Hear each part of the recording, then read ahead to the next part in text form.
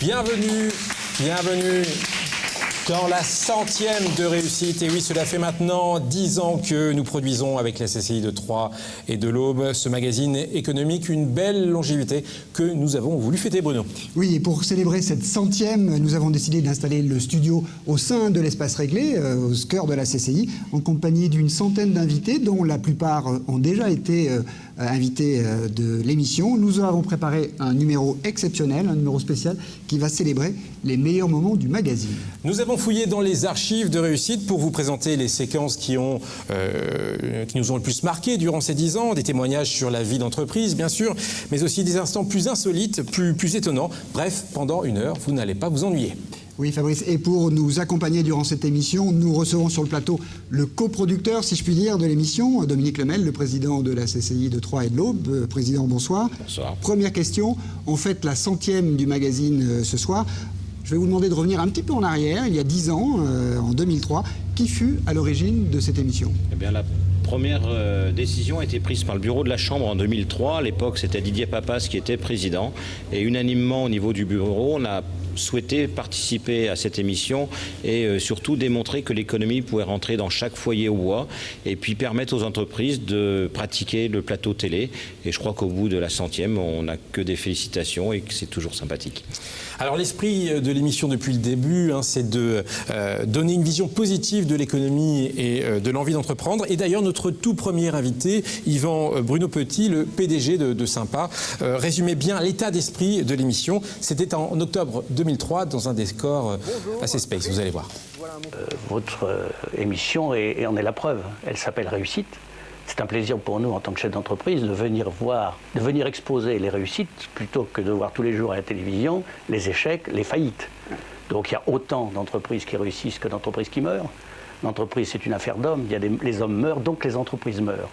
Donc faillir, tomber, c'est normal. Et gagner, c'est normal aussi. Alors pour cette 100e émission, nous avons souhaité convier un invité fil rouge qui puisse nous donner son regard à la fois sur l'émission, mais aussi sur l'économie auboise. Et pour avoir ce double regard, on a choisi un homme de médias, Michel Picot. Michel Picot, vous êtes journaliste à RMC et aussi sur BFM Business. Et ce qui nous a intéressé, c'est que vous êtes spécialisé dans l'économie des régions, et c'est assez rare pour un journaliste des médias nationaux. Alors vous présentez notamment sur BFM Business Club de France, qui met à l'honneur chaque semaine justement les dirigeants de PME qui font bouger la France. Vous allez donc pouvoir nous apporter votre expertise et réagir ainsi aux différentes séquences que nous allons diffuser dans cette émission. Première question, en toute franchise, soyez francs. L'économie auboise, ça évoque quoi pour vous ? Bonsoir, tout d'abord, merci de cette invitation. En toute franchise ? Oui. Je vais vous dire, vous avez de belles entreprises ici. J'ai rencontré beaucoup de chefs d'entreprise à l'occasion de cette émission spéciale. J'en connaissais d'autres. Mais je m'aperçois franchement qu'il faudra apprendre à communiquer en dehors de votre département. On se sent un peu seul. Moi qui cherche en permanence des entrepreneurs et des entreprises un peu partout en France, quand on arrive à Paris, on a du mal à vous trouver, tout simplement. Alors, communiquer, je vais me faire des amis tout de suite. Je vais vous dire qu'il y a des départements, des villes qui m'abreuvent de communiquer. Et souvent, ils n'ont pas grand-chose à dire. Ici, vous avez des choses, faites-le, osez. La communication fait aussi partie de la stratégie. On va le voir, je pense, tout à l'heure. Et bien justement, c'est une des raisons de votre venue ici. Michel, vous le savez, c'est la 100e de réussite. Et en 99 numéros, il s'en est passé des choses. Impossible de tout vous raconter, mais pour que vous compreniez mieux l'état d'esprit de cette émission, sa dimension, je vous propose de regarder ce reportage qui tente de résumer en chiffres et en images ce qu'est réussite. Bon, Bruno, je crois qu'il vous faut une bonne dose de réussite après cet été. Vous croyez ? Ah oui, je crois vraiment là. Et c'est ainsi que nous avons attrapé le virus de réussite. Lors de sa création, en octobre 2003, ce magazine est un cas unique en France. Jamais auparavant, une télévision locale et une CCI ne s'étaient associées pour créer ensemble une émission mensuelle sur la vie économique. Au fil des numéros, Réussite va évoluer au même rythme que Canal 32 dans ses décors et son contenu pour aboutir au bout des 10 ans à des chiffres plutôt enviables.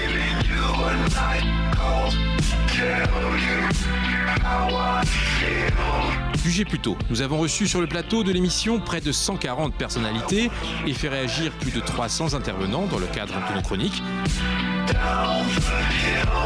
Réussite, c'est aussi plus de 5500 km parcourus à travers l'Aube pour effectuer nos reportages. À maintes reprises, nous sommes sortis du studio. Et Fabrice, le secret d'une réussite, c'est souvent d'avoir su répondre en temps et en heure aux souhaits du consommateur.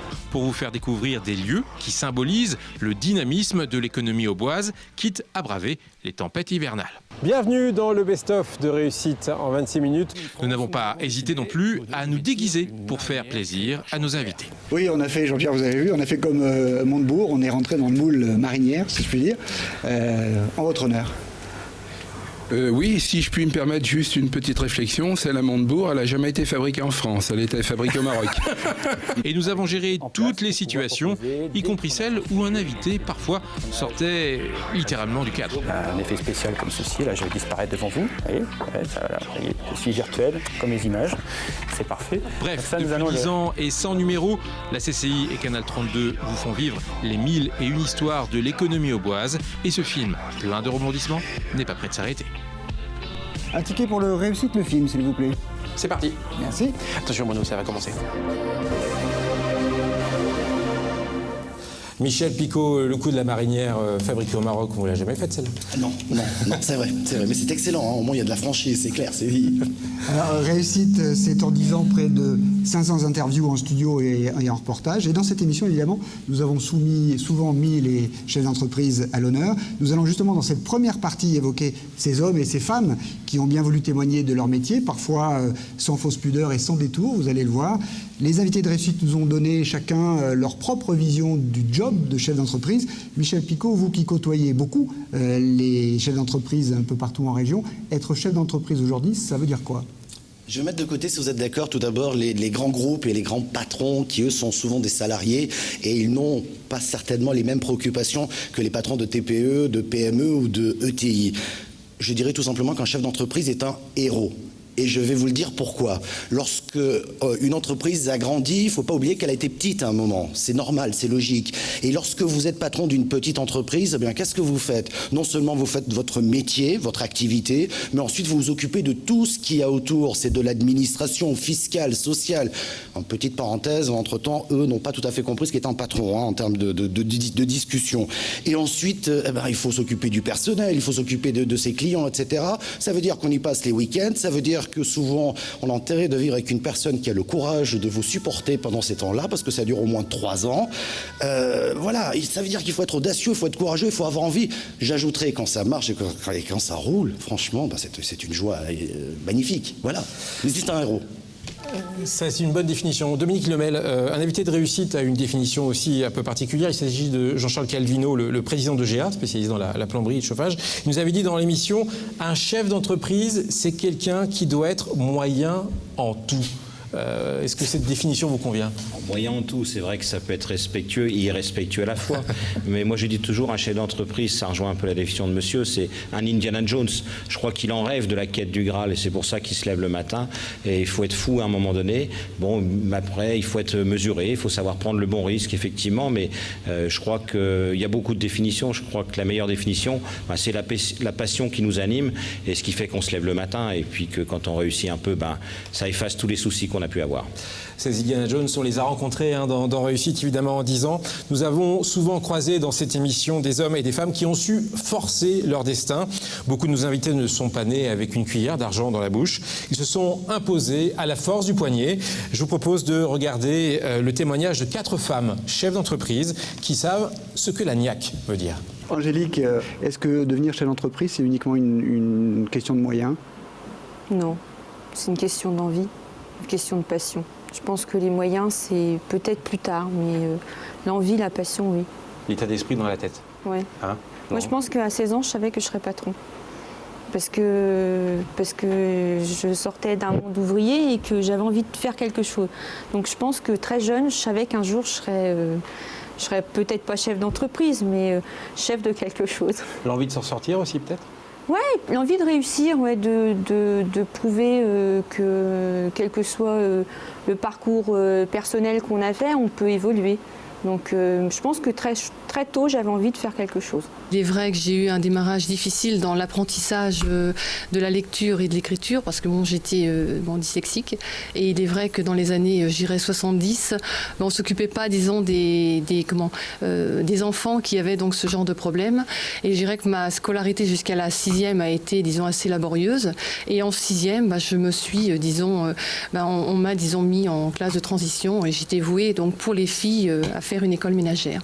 Et je dirais que là a été le démarrage de mes premières rencontres. Et de cette difficulté, vous en avez fait une arme au fur et à mesure, au fil des années, au fil des rencontres? Tout à fait. C'est-à-dire qu'au départ, ça a été un handicap pour moi. Et de cet handicap, j'ai pu en tirer des bénéfices, puisque on a apporté, comme on le voit d'ailleurs dans ces formations scénario, une autre façon, une autre pédagogie, une autre façon d'appréhender, je dirais, l'apprentissage ou d'une formation. C'est une habitude familiale chez nous. Il fallait rentrer à la poste et surtout au téléphone, les PTT autrefois. Donc j'ai passé les examens, j'ai été reçue, j'ai commencé à travailler, mais...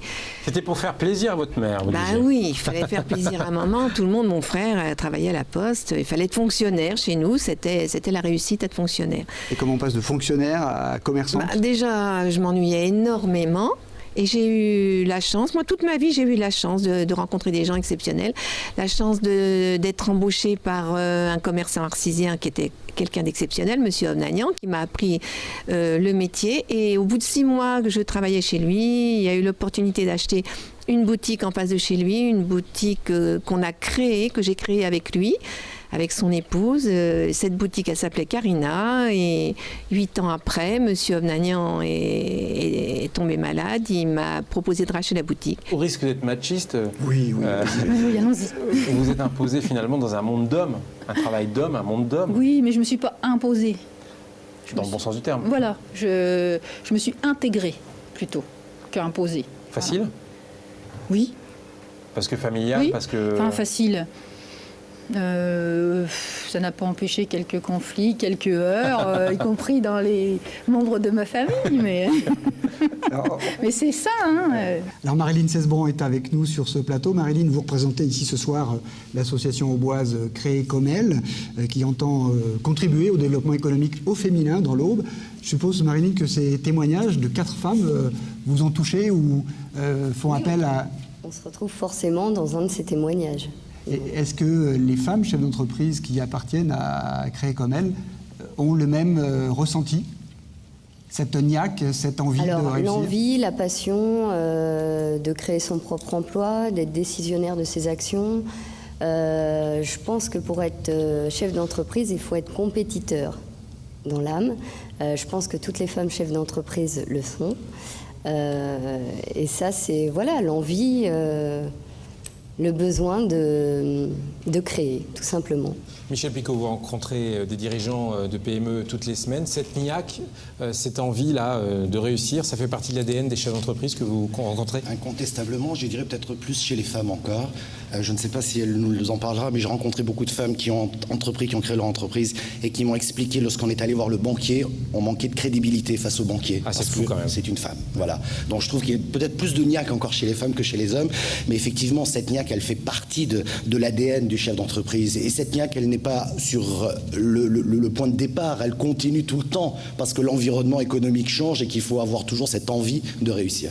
Michel Picot, vous parliez d'ADN. Justement, dans l'ADN du chef d'entreprise, il y a certes cette envie de réussir, mais il y a aussi une dose de culot. Et c'est ce que nous avons souvent constaté en présentant Réussite. Certains n'hésitent pas à prendre des risques, des gros risques. D'autres se lancent dans l'entrepreneuriat en étant très très jeunes. Bref, pour diriger une boîte, il faut savoir oser. Quelques exemples en images. Vous ne vous contentez pas d'être un revendeur, vous avez conçu votre propre produit. Par exemple, ce qu'on a vu dans le reportage, vous avez développé votre propre marque de jumelles. Pourquoi ? Tout simplement parce que dans l'énorme direction de ce matériel moyen de gamme, comme je l'ai dit, le matériel ne nous satisfaisait pas. Il ne remplissait pas les critères techniques que nous, on aurait voulu avoir en tant qu'acheteurs. D'accord, mais ça on l'a vu dans le reportage, mais c'était risqué. Oui, c'est toujours risqué, mais bon, S'il n'y a pas de risque, on n'arrive à rien. Là aussi, ça peut paraître fou de décider de faire sa propre marque de jumelles. C'est aussi le problème des gens qui arrivent à avoir une certaine réussite. Si on fait exactement la même chose que tout le monde, de toute façon, ça ne peut jamais marcher. Dites-moi, Michael Bernardi, être chef d'entreprise à 22-25 ans, c'est un peu fou comme pari. Oui, c'est pas évident. Effectivement, on a eu l'idée relativement tôt. Donc on l'a concrétisé aussi relativement tôt. C'est vrai que 22 ans, c'est pas forcément évident. Et c'est vrai qu'à cet âge-là, on rencontre quand même pas mal d'obstacles pour démarrer aussi jeune. Oui. Les gens vous font confiance, les banquiers, les premiers clients, ils se disent pas c'est quoi ce genou là? Ouais, je pense que il y a eu des réactions comme ça effectivement. Après, c'est vrai qu'il faut donner confiance et à cet âge-là, c'est plus délicat, c'est plus dur. Oui. On a commencé réellement dans un garage, chez nos parents, donc avec une clientèle zéro. Absolument zéro. Et donc c'est vrai que c'est pas évident tous les jours. Oui, il faut avoir le moral et y croire, réellement y croire. Quoi. Tout à l'heure, vous disiez la télévision, c'est un métier difficile. La création et le textile, c'est un métier autrement plus difficile. Alors, on ne fabrique pas des produits hautement technologiques, mais enfin, remettre tous les 6 mois, se remettre au travail tous les 6 mois avec une feuille blanche et retrouver des nouvelles idées aussi efficaces que les précédentes, voire plus, c'est relativement compliqué. Et c'est vrai que le métier de styliste, c'est un métier qui est très exposé, parce que la réussite de l'entreprise dépend beaucoup d'elle, en tout cas beaucoup de cette population-là. Une entreprise de création, en particulier en textile comme la nôtre, si elle n'a pas un œil permanent sur ce qui se passe à l'extérieur, nous, on travaille essentiellement sur l'enfant, donc il faut avoir un œil sur ce qui se passe dans la femme, dans l'homme. Il faut avoir un œil sur ce qui se passe dans la déco aujourd'hui, où le phénomène de mode existe. Il faut avoir un œil sur ce qui se passe à l'étranger. Il ne s'agit pas de faire des produits pour faire des produits.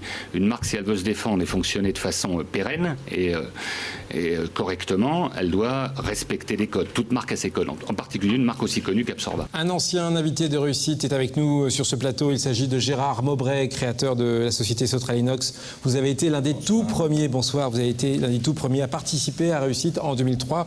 On voit quelques images dans un décor toujours un peu bizarroïde. On a bien évolué depuis quand même.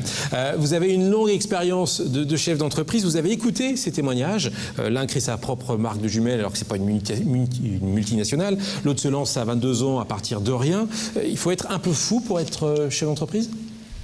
Il faut non seulement être fou, mais il faut être désaxé, j'allais dire, puisque c'est un challenge de tous les jours. Mais votre émission vient de démarrer et il s'est quasiment déjà tout dit sur le chef d'entreprise. Notre invité de BFM a déjà bien ciblé ce qu'était le héros que sont toutes ces femmes et ces hommes qui ont décidé de créer leur entreprise à un moment donné. C'est effectivement un challenge permanent. Et puis, les années venant, ça se complique. Donc, ça devient. Les héros sont. Il faut éviter qu'ils soient fatigués, bien sûr, hein, mais ça devient de plus en plus compliqué, c'est clair. Pour autant, c'est une satisfaction quand même assez régulière, malgré toutes les embûches. Président Lemel, cette folie, ce grain de folie, on peut peut-être aussi le raisonner avec des accompagnants comme la CCI, par exemple ? C'est évident que le monde consulaire, enfin la Chambre de commerce, avec tout ce qu'elle peut mettre à disposition, permet de rassurer, de peut-être réorienter. Mais celui qui a la meilleure étoile, la meilleure étincelle, c'est le chef d'entreprise. Effectivement, on peut lui permettre de l'accompagner dans ses formalités, dans ses dossiers à monter sur des innovations, dans ses accompagnements, ou voir d'autres chefs d'entreprise dans les périodes un peu difficiles. Je crois qu'un chef d'entreprise, c'est lui qui pilote, mais il est toujours bien qu'il soit plusieurs quand ils doivent réfléchir. L'engagement, il est individuel, mais quand on travaille en équipe, et puis dans les périodes que l'on vit, les périodes sont plus difficiles, il y a quelqu'un d'autre qui a peut-être été malade aussi un jour et ça fait du bien de parler de la maladie ou parler de la solution qu'on a trouvée. Et c'est vrai qu'au niveau de la Chambre, c'est un endroit facile, puis en plus aujourd'hui facile d'accès. Voilà. Michel Picot, les dirigeants que vous croisez, ils ont un grain de folie vraiment ? Oui, juste une petite parenthèse sur les genoux que vous évoquiez tout à l'heure. Alors eux, le grain de folie, ils l'ont, mais non seulement, peut-être parce qu'ils sont moins conscients, j'ai pas dit inconscients, attention, hein, ils sont moins conscients, ils créent une entreprise dans un contexte de crise, et ce contexte de crise, c'est le décor naturel pour eux. Donc ils y vont et ils reculent devant rien. Alors il est peut-être là ce grain de folie. Je voudrais juste vous donner un autre exemple d'une entreprise deux PME, même pas une cinquantaine de personnes. L'une est quelque part en Moselle et l'autre est en Normandie. Elles fusionnent à un moment pour devenir un tout petit peu plus gros. Elles sont spécialisées dans les hyperfréquences. Ce sont, pour faire simple, les radios dans les avions. Un beau jour se présente une entreprise qui s'appelle Thomson Broadcast, qui coule à ce moment-là. Ils lèvent des fonds, 6 millions tout de même, ils n'étaient même pas structurés, pour la racheter. Ils la rachètent. Le président actuel prend les manettes début janvier de Thomson Broadcast. Aujourd'hui, Thomson Broadcast est numéro 1 mondial dans la vente des émetteurs de télévision et de radio. Ils ont signé un contrat il y a quelques jours avec la Russie, 100 000 émetteurs à installer. S'il ne faut pas être un peu fou pour faire ça, et ça marche, quoi. Mais comme quoi les belles histoires continuent toujours malgré la crise. Être chef d'entreprise, cela demande donc de la volonté, une prise de risque, comme on l'a vu avec votre exemple, mais aussi beaucoup de sacrifices. Les invités de réussite en ont souvent parlé dans ce plateau. À ce propos, je vous propose d'écouter le témoignage édifiant de Bruno Grandpierre. Il est PDG de POC, spécialisé dans le matériel à incendie, et de Myriel Bégaud, créatrice et gérante de Nord-Est Échafaudage. Être chef d'entreprise, parfois, c'est pas de tout repos. Les premières années en tant que chef d'entreprise ont été assez douloureuses. Il a fallu beaucoup travailler. Ça a été un bagne épouvantable. Et je dois dire que lorsqu'on suggère aux jeunes de créer des entreprises et que je pense au chemin que j'ai parcouru et que j'ai parcouru très difficilement, je me dis, les pauvres, qu'est-ce qui va leur arriver ? Parce que vous avez dû, par exemple, travailler dans d'autres sociétés le jour pour pratiquement travailler la nuit pour POC. Oui, les 4 premières années, il fallait créer du capital pour pouvoir faire vivre l'entreprise et payer les outillages et aussi faire vivre ma famille. Et donc, effectivement, la nuit, c'était l'entreprise et le jour, c'était des emplois successifs dans diverses entreprises. Vous avez même dit dans une ancienne interview, si c'était à refaire, je ne me lancerai pas dans l'aventure. C'est vrai, ça ? Il est exact que les 15 premières années de l'entreprise ont pour moi été un bagne épouvantable. Et disons que les meilleures années de ma vie, je les ai passées à travailler d'arrache-pied. C'est pas très agréable lorsqu'on veut avoir une vie agréable, de commencer par travailler. Quand on veut réussir, il n'y a pas de secret, hein, donc il faut être présent, il faut être là avant les gars, il faut être là après les gars, il faut préparer. Et, donc pour ça, effectivement, il y a... Un vrai défi, quoi. Il y a un défi, et puis c'est vrai que la vie familiale en prend un petit coup, mais c'est pour le futur. Mais vous aviez dit que si c'était à refaire, vous le referiez quand même.